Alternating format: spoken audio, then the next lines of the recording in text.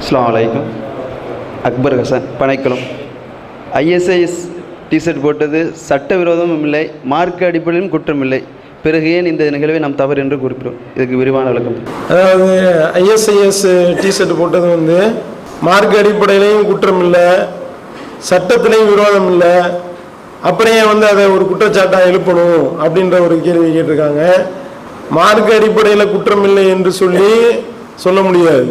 பெருநா அன்னைக்கு பெருநா தொழுவு போங்க, பெருநா தொழுவிக்கு முன்னாடி ஃபித்ரா கொடுத்துருங்க, பெருநா தொழுகையில் 7 தக்பீர் 5 தக்பீர் என்று 2 ரக்காத் தொழுவுங்க, அதிகமாக அல்லாஹ்வை போற்றி புகழுங்க, பெருமைப்படுத்துங்க என்று சொன்னதோட பெருநா அன்னைக்கு நீங்கள் ஐஎஸ்ஐஎஸ் டிஷர்ட் போடுங்கன்னு அல்லாஹ்வுடைய தூதருடைய கட்டளை இருந்திருந்தா இது மார்க்க அடிப்படையில் தப்புன்னு சொல்ல முடியாது.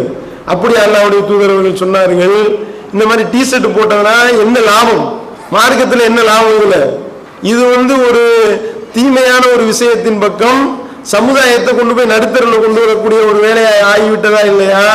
இந்த மாதிரியான ஒரு வேலையை விளையாட்டுத்தனமாக செய்து சில லைக்குக்கு ஆசைப்பட்டு செய்து லைஃபே வீணாக போகக்கூடிய அளவுக்கு ஆகிப்போச்சா இல்லையா?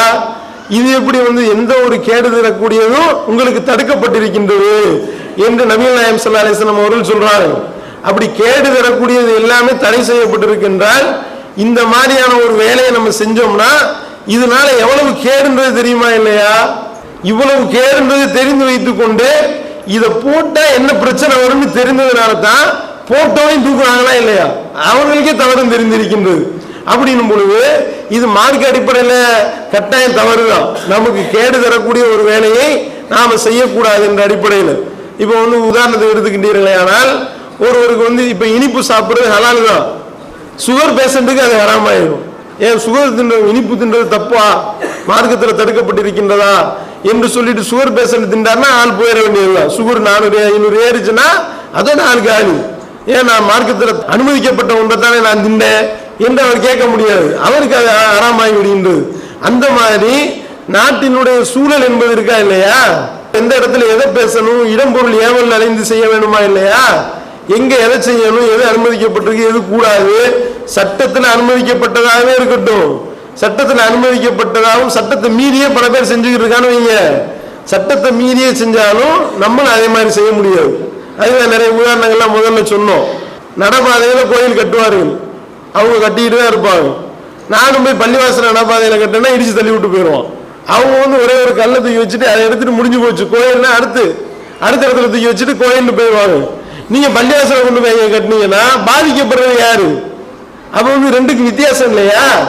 சாக்கடையில் இருக்கக்கூடிய ஆள் மேல கல் எறிஞ்சோம் என்றால் நம்ம மேல தெரிக்கும். நான் சாக்கடையிலே கிடக்கிறேன், உன் மேல தெரிச்சா என்னன்னு கேள்வி கேட்கக்கூடாது.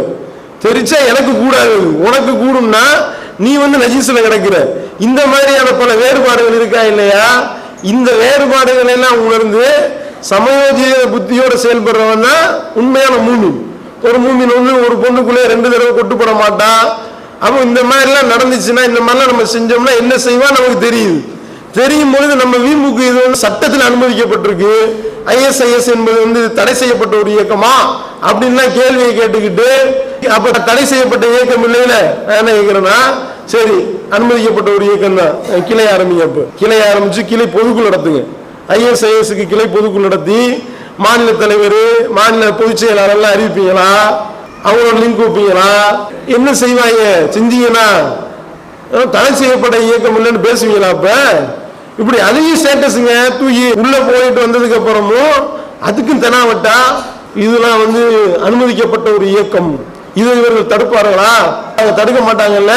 அப்ப அறிவிங்க, அப்ப கிளை அறிவிங்க, மாநிலத்தை அறிவிங்க.